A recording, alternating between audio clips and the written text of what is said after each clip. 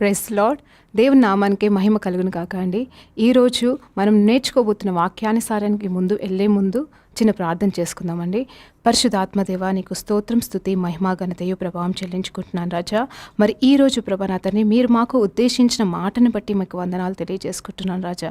నిన్ను చూచిన వారు ప్రభానాథండి నీ వల్లే జీవిస్తారని చెప్పిన నీ వాక్యాన్ని బట్టి ప్రభానాథని మీ పాదాల దగ్గరికి వస్తున్నాం తండ్రి. నీ వాక్యం ద్వారా మమ్మల్ని కనపరచమని, అవును ప్రభా మాకు కనిపించమని అడుగుతూ నజరేయుడైన యేసు ప్రభు నామంలో ఈ ప్రార్థన అంతా అడిగి వేడుకుంటున్నాం తండ్రి, ఆమేన్. ఎలా ఉన్నారండి? దేవునికి మహిమ కలుగును కాక. మరి ఈరోజు మనము పరిశుద్ధాత్మ దేవుడు మన కొరకు మనం ధ్యానించడానికి ఇచ్చిన వాక్యము ఏమై ఉన్నదంటే ఐజయా పిలుపండి. మరి గొప్ప ప్రవక్త అయిన ఐజయా గురించి మనం ఈరోజు నేర్చుకోవడానికి పరిశుద్ధాత్మ దేవుని సహాయాన్ని కోరుతూ మనం వాక్యంలోనికి ముందుకు నడుస్తామండి.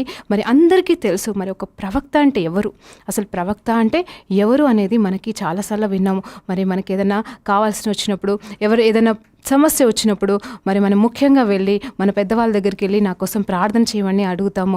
ఎవరైనా సరే మరి ప్రార్థన వీరులు ఉంటే వాళ్ళ దగ్గరికి వెళ్ళి అడుగుతాం, ప్రార్థన చేయండి అని. మరి ఎక్కువగా ఏంటంటే ఎవరైనా మంచి ప్రాఫిట్ ఉన్నాడా, మరి మా గురించి దేవుడు ఏం చెప్తున్నాడని తెలుసుకోవాలంటకు మరి ఎవరైనా తెలుసుకునే వాళ్ళు ఉన్నారా, ఎవరి దగ్గరికి వెళ్తే మాకు నిజమైన దేవుని వాక్యము, దేవుడు అసలు మా గురించి ఏమనుకుంటున్నాడు అని తెలుసుకోవాలని ఆశ కలిగినప్పుడు వాళ్ళు ముందుకు వెళ్ళి మరి వాళ్ళు ప్రాఫిట్ కోసం వెళ్తారు. మరి ఈరోజు మరి ఓల్డ్ నిబంధన అంటే పాత నిబంధనలో ఉన్న ఐజయా గురించి మనం తెలుసుకున్నప్పుడు తిను కూడా ఒక ప్రవక్తగా ఉన్నాడండి. మరి దేవుడు పిలిచిన, మరి యెహోవా దేవుడు పిలిచిన గొప్ప ప్రవక్తగా, మరి మొట్టమొదటి ప్రవక్తగా మరి ఇతను ఉన్నాడండి. మరి ఎందుకు మొట్టమొదటి ప్రవక్తగా అయ్యాడనేది ఆ సత్యం నాకు తెలియదు, కానీ మరి ఆ ఐజయా రాసిన గ్రంథంలో మరి 66 పుస్తకాలు, 66 లెసన్స్ ఉన్నాయంటండి. మరి ఆయన రాసిన గ్రంథంలో 66 అధ్యాయాలున్న ఆ పుస్తకాన్ని ఏమని చెప్తారంటే మినీ బైబుల్ అని చెప్తున్నారంటండి. ఎందుకంటే ముందు నుండి లాస్ట్ వరకు చూస్తే, కంప్లీట్గా చూస్తే దానిలో యేసు ప్రభు రాకడ గురించి ఉంది, మరి రెండో రాకడ గురించి ఉంది, మరి ముందు జరిగినవి, తర్వాత జరగవలసినవి అంతా కూడా మరి బైబుల్ నుండి, ఆది కాండం నుండి మొదలుకొని మరి రెవల్యూషన్స్ వరకు, మరి ప్రకటన గ్రంథం వరకు ఏమైతే రాయబడి ఉన్నాయో అన్నీ కూడా మరి ఒక షార్ట్ కట్ ఫామ్ లాగా మరి ఐజయా ప్రవక్త ద్వారా రాయబడి ఉన్నారని మరి పెద్దలు ఎంతోమంది చెప్తున్నారు. మనం చదివినప్పుడు కూడా మనకు అర్థమవుతుంది. మరి ఎలా ఐజయా ఒక పిలుపును, మరి దేవుని పిలుపును, అంత గొప్ప దేవుని పిలుపుని ఎలా పొందుకున్నాడు అనే దానికి మనం ముందుకు సాగుతామండి. మరి ఐజయా 6వ అధ్యాయము 1వ వచనం నుండి మరి 10వ వచనం వరకు మీరు చదువుకుంటూ ధ్యానించినప్పుడు మనం అందులో చూడగలమండి. మరి మొట్టమొదటిగా ఐజయా దేవుని చూశాడంట అండి. అక్కడ మరి ఐజయా అనే ప్రవక్త రాసిన మొదటి గ్రంథం గురించి, మొదటి చాప్టర్ గురించి ఆలోచించారా, మొదటి అధ్యాయం గురించి ఆలోచించారా? మరి అది కూడా ఐజయానే రాశాడు కదా. మరి ఇక్కడ 6వ చాప్టర్లో చూస్తే అక్కడ పిలువబడినట్టుగా అయితే లేదండి. తన పిలుపు ఆల్రెడీ ఉంది, తను ఆల్రెడీ ఒక ప్రవక్తగా ఉన్నాడు. మరి మొదటి అధ్యాయం నుండే మరి తను ప్రవక్తగా మరి వెళ్ళి ప్రజలకు వెళ్ళి మరి దేవుడు ఇలా చెప్తున్నాడు, దేవుడు అలా చెప్తున్నాడు అనుకుంటూ వాళ్ళకి ప్రవచనాలు చెప్తున్నాడు, మీరు అలా చెయ్యండి, చేయకూడదని అని చెప్తా ఉన్నాడు. కానీ మరి ఏదో ఉందండి, అక్కడ ఏదో సత్యం ఉంది. ఏముందో నాకు తెలియనప్పుడు నేను అడిగాను, ప్రభా మరి ఇక్కడ ఎందుకు 6వ అధ్యాయంలో ఎందుకు ఫస్ట్ కనిపించావు, దానికంటే ముందు కూడా నువ్వు ప్రవక్తగా పిలిచావు కదా, మరి ఎందుకు ఇక్కడ ఐజయా కాలింగ్ అనే హెడ్డింగ్ మరి ఇంగ్లీష్ బైబిల్లో రాయబడింది, ఆల్రెడీ ఒక ప్రాఫిట్ అయి ఉన్న వ్యక్తిని మళ్ళా ఎలా ప్రాఫిట్గా పిలుస్తున్నావు అని నేను పరిశుద్ధాత్మ దేవుని అడిగినప్పుడు మరి దేవుడు నాకు నేర్పించిన సత్యాలని మరి ఈరోజు మీ ముందర పెట్టాలని, మరి నాకు కూడా ఇంకొన్ని సత్యాలు దేవుడు బోధించాలని అడుగుతూ ముందుకు సాగుదామండి. మరి ఐజయా మొట్టమొదటిగా ప్రవక్తగా ఉన్నాడు. మరి ఎలాంటి ప్రవక్తగా ఉన్నాడు? మరి అతను విజన్స్ ఇస్తున్నాడు, మరి వాక్యం దేవుని నుండి వింటున్నాడు, దర్శనాలు చూస్తున్నాడు. మరి వట్టి ప్రవక్త కాదండి, దర్శనాలు చూసి ఇదిగో నేను ఇలా చూశాను, ఇలా చెప్తున్నాడు, ఈ దేశం ఇలా నాశనం అయిపోతుంది, మీరు మారకపోతే అనుకుంటూ చెప్తూ వస్తున్నాడు. కానీ తన జీవితంలో మార్పు లేదు అనే విషయము మనం ఐజయా గ్రంథము మరి 6వ అధ్యాయము 1 నుండి 10 వచనాలు చదివినప్పుడు తెలుస్తుంది. మరి నేను చదువుతుండగా ఒకసారి మీరు చూడండి. రాజైన ఉజ్జియా మృతి నొందిన సంవత్సరమున అత్యున్నతమైన సింహాసనమునందు ప్రభు ఆసీనుడై ఉండగా నేను చూచితిని. ప్రభు ఆసీనుడై ఉండగా నేను చూచితిని. ఆయన చొక్కాయి అంచులు దేవుని దేవాలయమును నిండుకొనెను.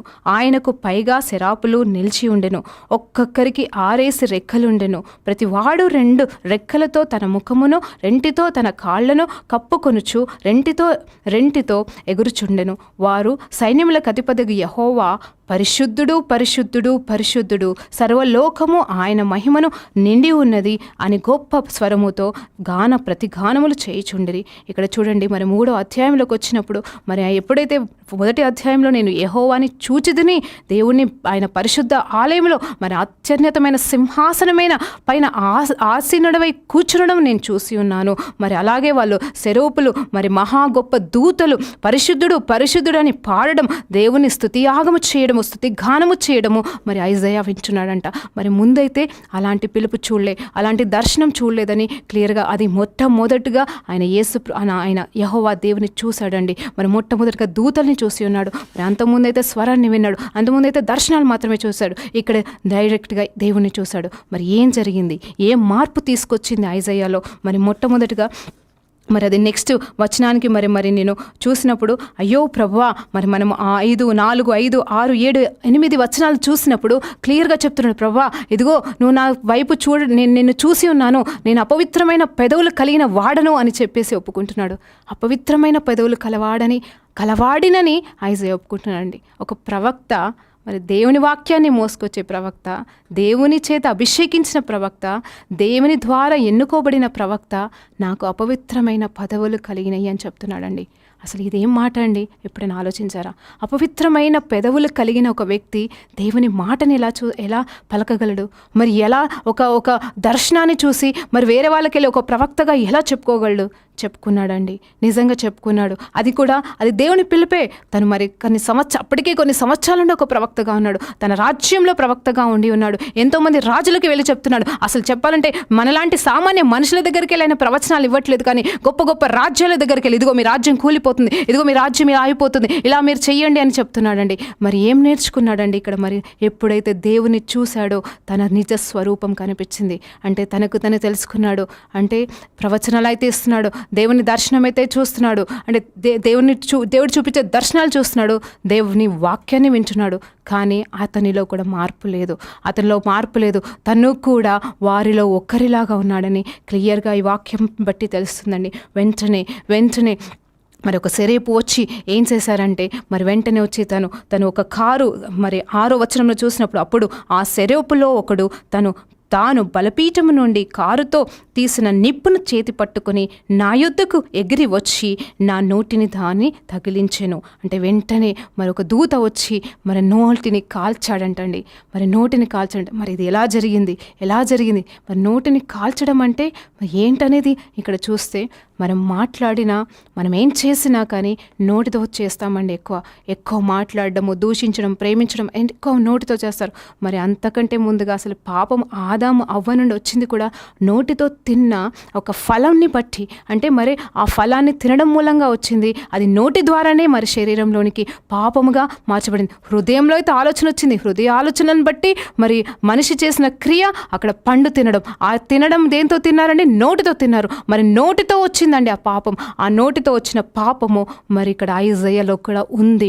మరి పుట్టుకతో పాపులమై ఉన్నామండి మనం అని చెప్తుంది బైబిల్. మరి ఇక్కడ ఐజయా కూడా పుట్టుకతో పాపిగా ఉన్నాడు, మరి కాలింగ్లో కూడా ఉన్నాడు. కానీ నిజమైన ప్రవక్త, నిజమైన పవిత్రత కలిగిన ఒక ప్రవక్తగా, మరి అంటే నిజమైన పాప విమోచన కలిగిన ప్రవక్తగా లేడు, కానీ ఒక దేవుని ప్రవక్తగా మాత్రమే ఉన్నాడు. మరి ఏ రోజైతే దేవుని చూచాడో, దేవుని వైపు చూచాడో, మరి దేవుడు దిగి వచ్చాడో, మరి ఆ సమయంలో తను తెలుసుకుంటున్నాండి. మరి దేవుణ్ణి చూసినప్పుడు తన నిజస్వరూపం తెలుసుకొని పశ్చాత్తాపపడి ఏడ్చి, ఇదిగో నేను నశించి తిని, ఇదిగో నాకు అర్హత లేదు, ఇదిగో నీ సన్నిధిని చూసే గొప్ప అధికారం నాకు లేదు, కానీ ఇదిగో దేవా నన్ను మన్నించు అని కన్నీరుతో ప్రార్థన చేసినప్పుడు వెంటనే దేవుడు తన దూతను పంపించి తన పెదవులను ముట్టి తను స్వస్థపరిచి, అంత మాత్రమే కాదు, ఒక మాట అంటున్నాడండి 7వ వచనంలో, ఇది నీ పెదవులకు తగిలెను గనుక నీ పాపమునకు ప్రాయశ్చిత్తమయను. చూడండి, నీ పాపమునకు ప్రాయశ్చితం అంటే ఐజయా ప్రవక్త ఒక పాపి అని వాక్యం చెప్తుందండి. ఆ వాక్యం చెప్తుంది. ఈ వాక్యాన్ని బట్టి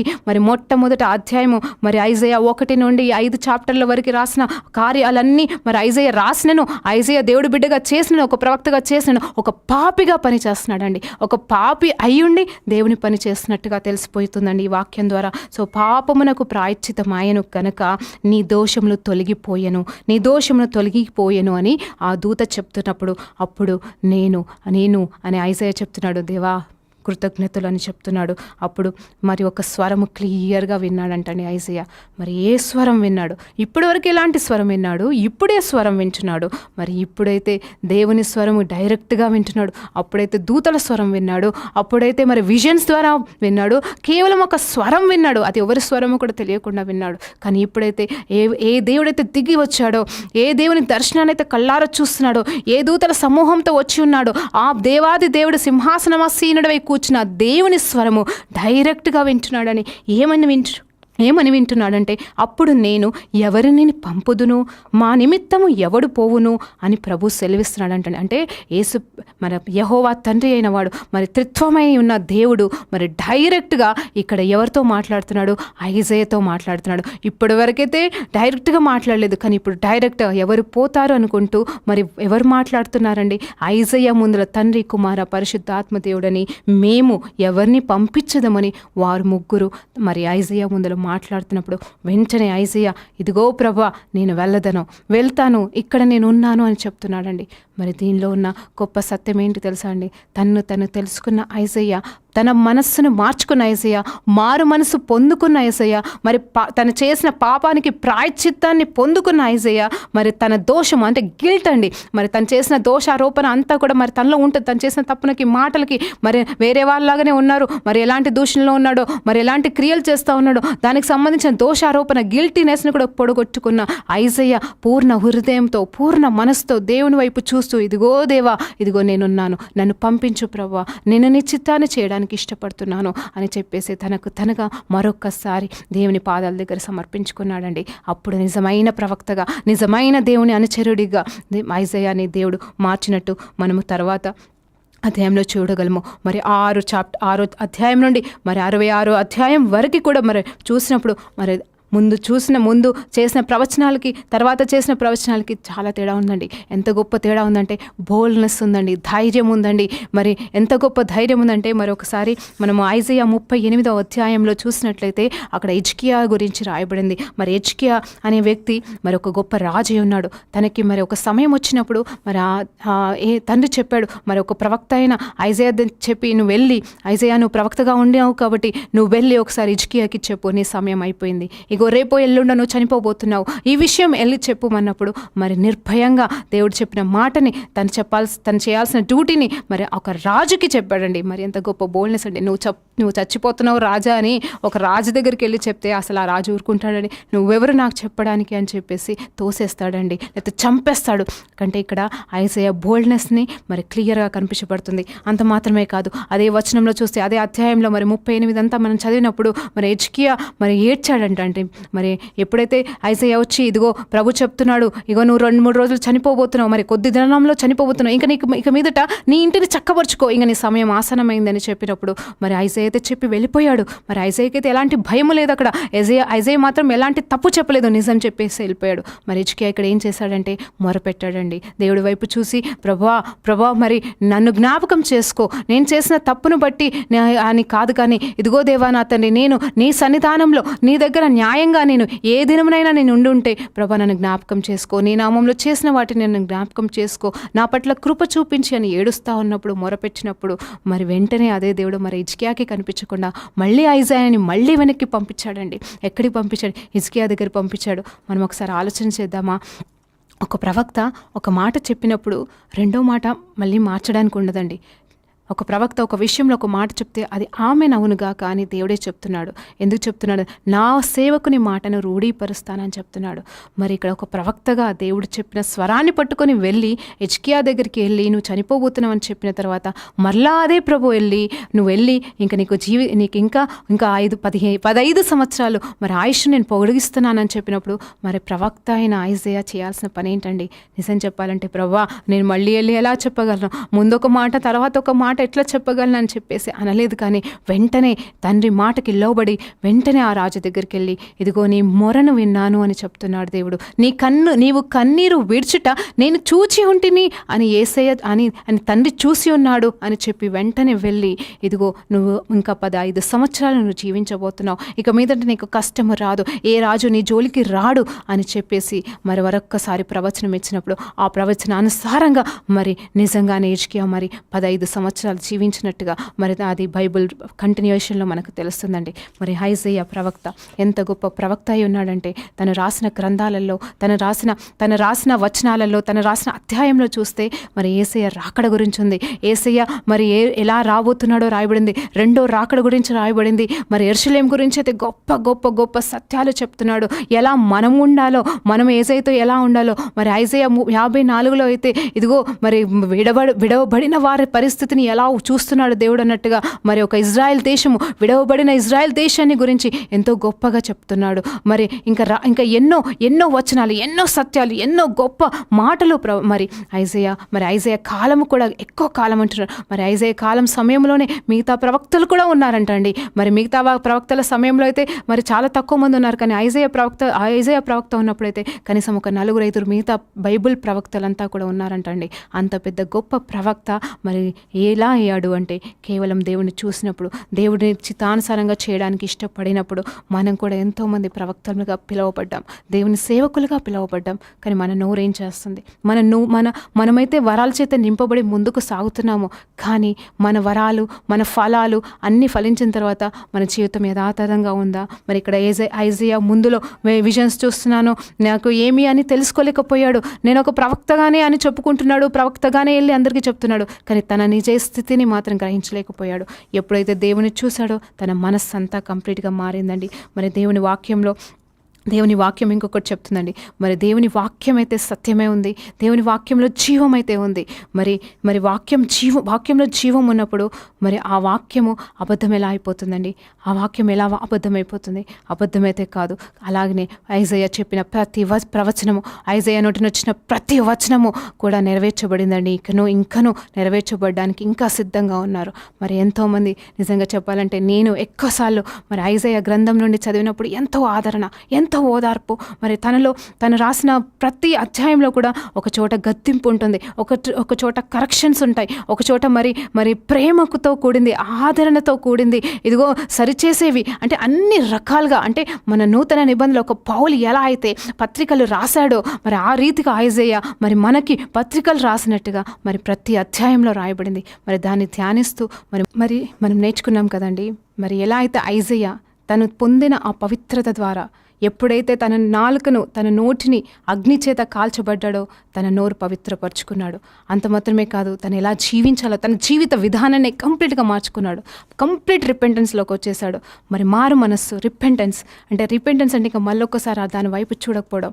అంటే దీన్ని బట్టి ఏమర్థమవుతుందంటే ఇంకా ఎప్పుడు కూడా మరి అపవిత్రమైన మాటలు తన నోటి నుండి రాలేదండి. ఇంకా ఎప్పుడైతే దేవాది దేవుడు దర్శించాడో ఇంకా తనలో అసలు అలాంటి పాడు మాటలు కానీ, పాడు క్రియలు కానీ, పాత జీవితం కానీ తనలోనికి రాలేదండి. మరి మనం కూడా అలాగే అదే రీతిగా మనం ముందుకు సాగాలి. మరి ఒక సేవకులమే కావచ్చు, మరి సేవలో వాడబడుతున్న వాళ్ళమే కావచ్చు, మరి ఒక తల్లిలాగా ఉన్న వాళ్ళమే కావచ్చు, లేకపోతే నలుగురి మధ్యలో జీవించే వాళ్ళమే కావచ్చు, జాబ్ చేస్తున్నామా, ఎలాంటి జీవితం జీవించినా నువ్వు క్రైస్తవుడివైతే, నువ్వు ముందుగా క్రైస్తవుడివైతే మరి నీ జీవితంలో పరిశుద్ధత అనేది కంపల్సరీగా ఉండాలండి. పరిశుద్ధత అనేది నిజం చెప్తున్నానండి.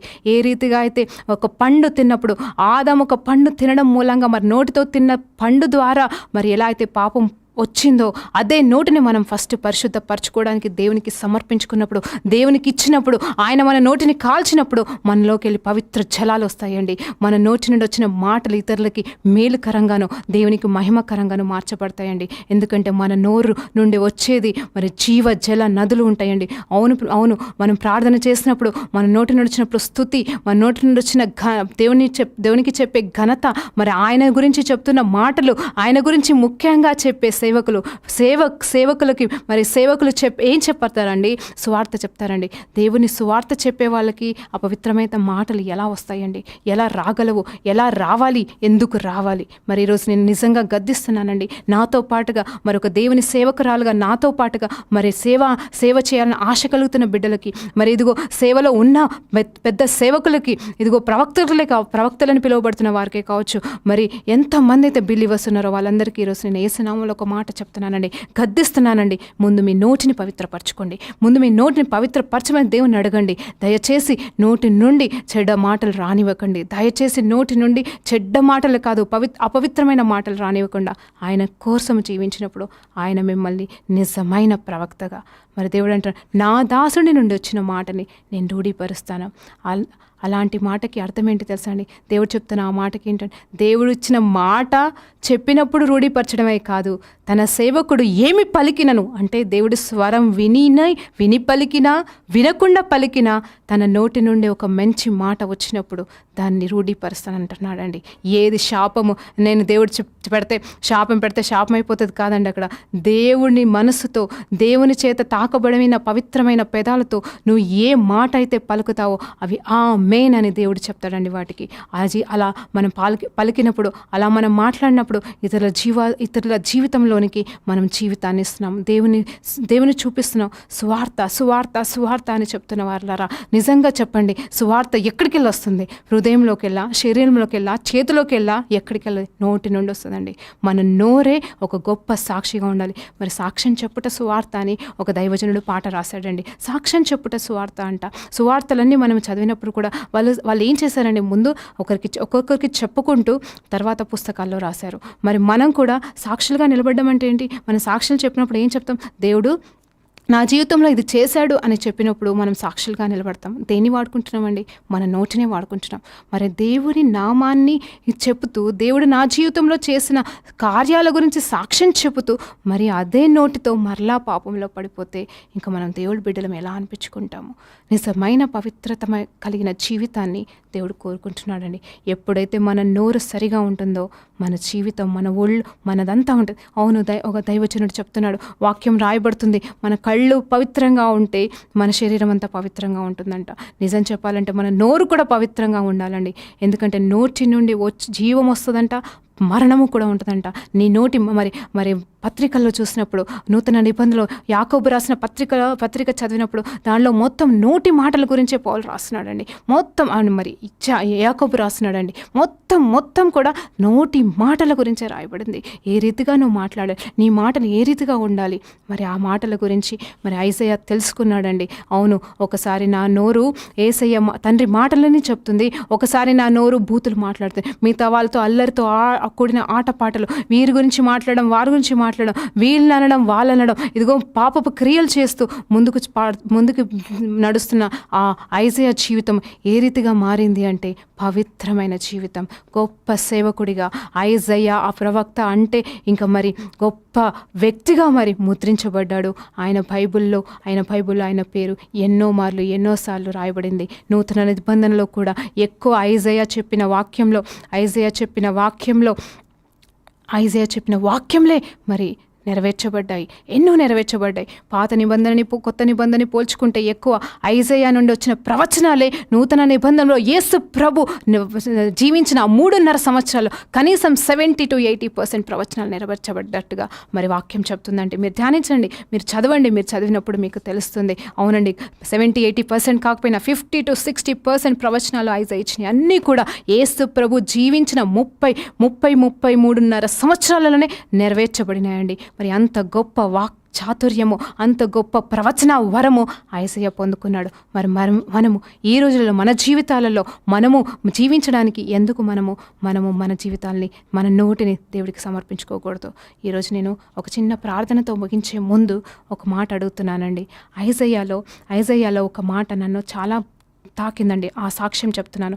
ఐజయ్య 54లో ఓ గొడ్రాల బిడ్డలు లేనిదానా నీ సంతానం అత్యధిక మగునుగాక అని మాట్లాడినాడు.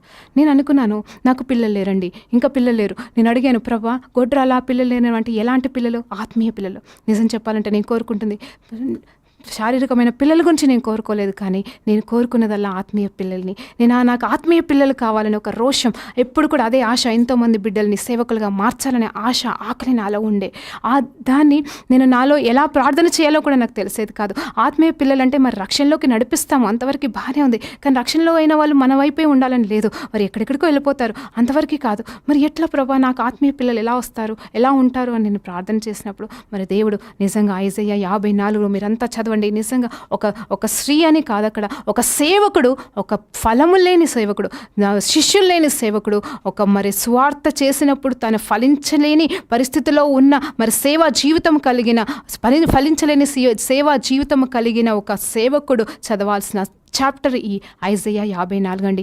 అవును, గొడ్రాలుగా పిలుస్తున్నాడు. ఒక సేవకుని ఫస్ట్ గొడ్రాలుగా పిలుస్తున్నాడు. నూతనంగా మరి వచ్చిన సేవకుడిని గొడ్రాలుగా పిలుస్తున్నాడు. మరి అది చదువుకుంటూ వెళ్ళినప్పుడు దానిలో ఉన్న దీవెనలన్నీ నీ దగ్గరికి వస్తాయని మరి ఐజయా ప్రవక్త ద్వారా పలికిన మాటలన్నీ మరి నా జీవితంలో నేను పొందుకున్నానండి. అది మీ జీవితంలో కూడా నెరవేర్చబడతాను. మరి ఇప్పుడు నా జీవితంలో నాకు ఎంతోమంది మరి నా ద్వారా రక్షణ పొందుకున్న వాళ్ళు నిజంగా తక్కువ మందే. నా ద్వారా రక్షణ పొందుకున్న వాళ్ళు చాలా తక్కువ మంది, కానీ నా ద్వారా ఎంతోమంది శిష్యులుగా మార్చబడుతున్నారండి. మరి ఇది నిజమైన పిలుపు కాదా? ఇలాంటి నిజమైన పిలుపు మనం కోరుకోకూడదా? మరి ఇలాంటి సేవా భారాన్ని మనం దేవుడి దగ్గర నుండి పొందుకుందామండి. మనం కూడా ఒక ఐజయా లాగా ముందుకు సాగుదామండి.